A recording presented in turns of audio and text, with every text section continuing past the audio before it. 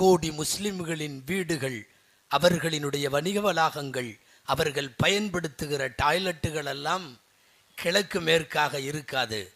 ஒற்றை வார்த்தையில் நாயகம் தடுத்திருந்தார்கள். லா தஸ்தக்பிருல் கிப்லத வலா தஸ்தத்பிருஹா. கிபிலாவை முன்னோக்க வேண்டாம், கஅபா இருக்கிறது. கிபிலாவை பின்னோக்க வேண்டாம், மஸ்ஜிதுல் அக்ஸா இருக்கிறது.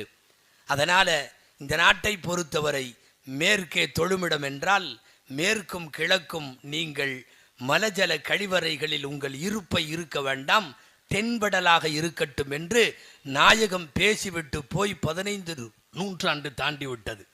இன்னைக்கு வரைக்கும் எந்த முஸ்லிம் வீடு கட்டினாலும் அவனுடைய வீட்டினுடைய டாய்லெட்டுகள் தென்படலாக இருக்குமே ஒழிய கிழமேற்காக இருக்காது. இது குர்ஆன்ல கூட இந்த சட்டம் இல்லை. குர்ஆன்ல கூட இந்த சட்டம் இல்லை.